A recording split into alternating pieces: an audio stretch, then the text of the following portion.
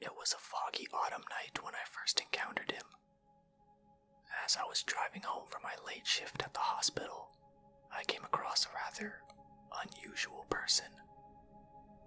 As I turned onto the street into my neighborhood, I saw a tall man dressed in a dark-colored hoodie walking on the right side of the street.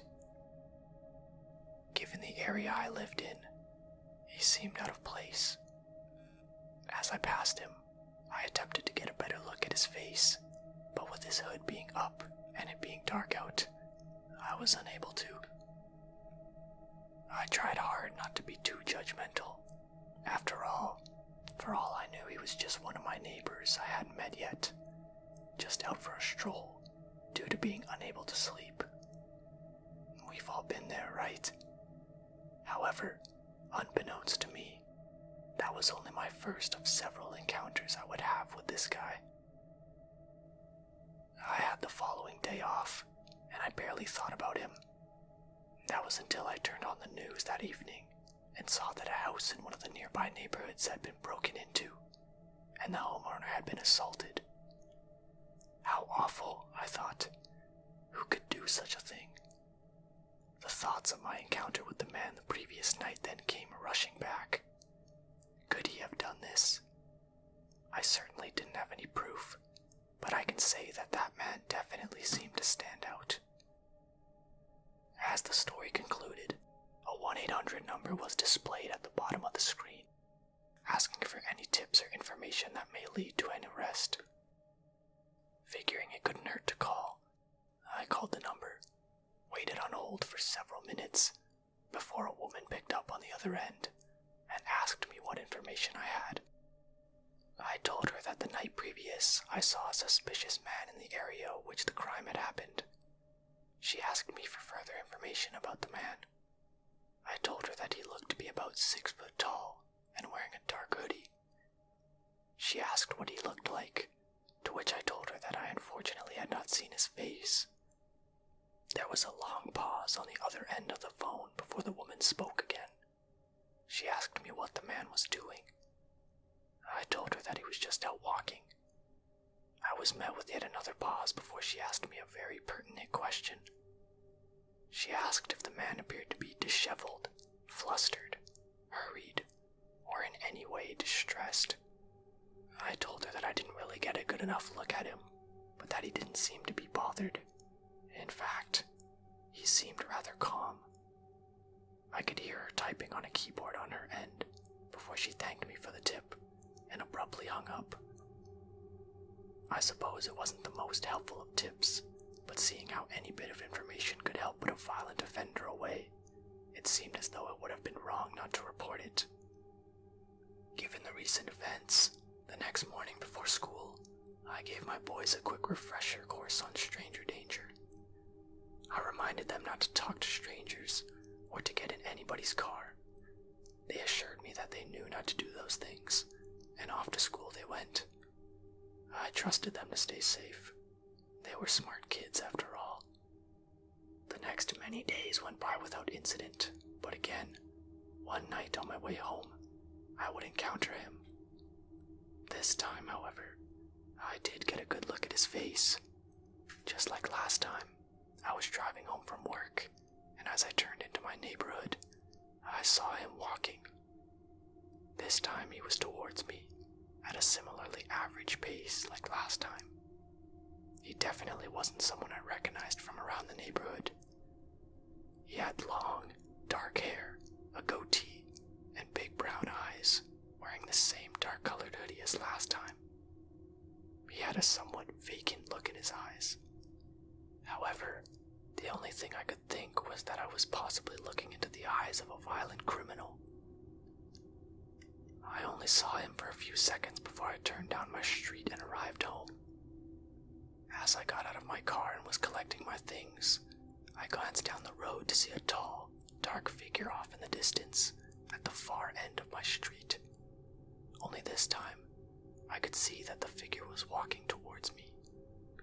I quickly gathered up the rest of my things and headed inside. Once inside, I looked out my front window to see if he would walk by, but I didn't see him again that night. 2 days later, a breaking news story came on the TV, saying that yet another house had been broken into and the homeowners assaulted. This time, however, one of the house's occupants was murdered, stabbed 17 times to be exact. Even more startling, though, was that this time, it was in the neighborhood right next to mine. Whoever was doing this, they seemed to be getting closer.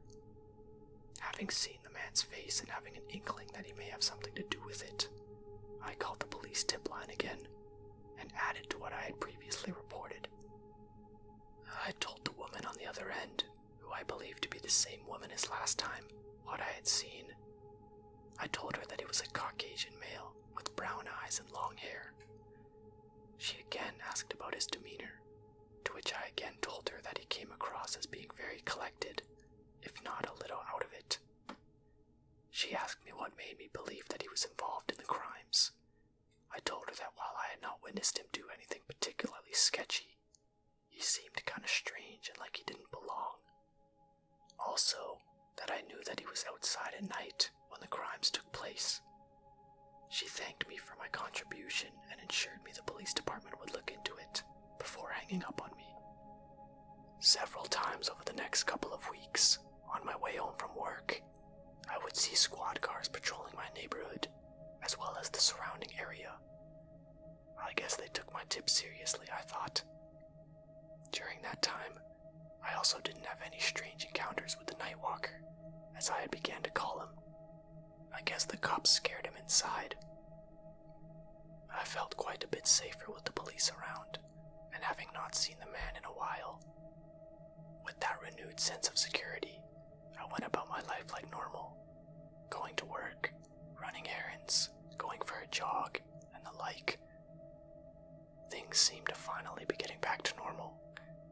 I also had a home security system installed, just in case. You can never be too careful after all. It even got to the point where I felt so safe that one night I decided to go out for a late night walk. It had been a particularly rough night at work, and I figured it would be a good way to blow off some steam. It was a nice night anyway, and uncharacteristically warm for early November. The moon was nearly full and had a beautiful orange glow to it. I put on some athletic clothes and headed out. I went up and down several streets, just enjoying the solitude, when I rounded the corner of one of the streets and became keenly aware of what sounded like a quick burst of footsteps coming from behind me. I turned around but didn't see anybody there. I guess it was just my mind playing tricks on me. I slowly took a few more steps before I heard what sounded like a few short, heavy breaths coming from the bushes next to me. I looked over, but couldn't see anything. On that, I cut the walk short and just headed home, admittedly a little spooked. I was happy that I hadn't encountered the man that night, or any of the previous 2 nights for that matter, since I was now worried that he may be lurking again. It didn't last, however, and I would end up encountering him for a 3rd time. I was driving home from a friend's birthday late one evening, and just like the previous 2 times, I saw him walking along the road. As I turned into my subdivision, it may have been the alcohol in my system, or the fact that I had pepper spray at the ready, but this time, I decided to try and talk to him. Foolish, I know. I pulled up next to him and rolled down my passenger side window, driving at a snail's pace alongside him. I called to him several times, shouting "hey," but received no response. I then loudly asked him if he was lost, but he just kept walking as if I wasn't there. I then did something that I definitely should not have done. I shouted "hey" and honked my horn at him. He stopped dead in his tracks, turned sharply towards me, and stared daggers at me. Oh shit, I thought, and sped away, much faster than the allotted speed limit of my neighborhood would suggest I should. I felt like an idiot for that one. Not being at all tired, I stayed up that night, watching TV and trying to sober up, when I noticed the faint glow of red and blue lights off in the distance. looked out my window and saw that they were coming from just a few streets over in my neighborhood. I had a bad feeling about this. I woke up the next day with a pounding hangover. I went into my living room and turned on the news, hoping it could possibly shed some light on what happened in my neighborhood the previous night. I was in luck, but to my chagrin, the story was about yet another crime having been committed. This was certainly very worrying, until I heard the news reporter say that the perpetrator had been caught. Apparently, the man had been stopped in the middle of his attempted break-in by a private citizen who had recognized what he was doing and wrestled him to the ground in an attempt to subdue him. Apparently, the ensuing fracas woke one of the neighbors who saw what was going on and called the police, which explained the flashing lights I saw the night before. I was so glad to hear that they had finally nabbed the perpetrator. I was wholly prepared to see the face of the man that I had attempted to speak to the night before, but was instead met with the mugshot of a much older, balding man with noticeably blue eyes and a graying 5 o'clock shadow. Suffice it to say, it was most certainly not the guy I had been seeing walking around at night. The private citizen who had thwarted the perpetrator's attempt was interviewed by the news reporter, and to my utter disbelief, it was the man I had seen walking at night. I heard him speak for the first time. He didn't sound scary or threatening at all. He actually had a rather mellow, average-sounding voice. When asked why he did what he did, he said that he was just trying to do the right thing and look out for his neighbors. The news reporter then asked if he hesitated before acting. He responded by saying that he hadn't, and that risking himself for the greater good was just the price of being a good Samaritan. When he was later asked about why he was out for a walk at such a late hour, he said that he had insomnia, and that walks were very calming for him, allowing him peace and serenity to collect his thoughts, and that they would usually induce sleep. The field reporter then concluded her interview with the man, before throwing it back to the news anchor in the studio, who furthered the report. The lead anchor said that the man who had been attempting to break into my neighbor's house, upon his detainment, admitted to having committed the recent string of break-ins and assaults in the area, including the one that led to one person's murder. When asked about how he chose his targets, he said that he preyed upon people who appeared to be the most vulnerable, and that had he not been caught, his next target was going to be a lady that he saw walking out late at night, a few nights previous, whom he had followed and watched from behind some bushes. It was me. I was supposed to be next.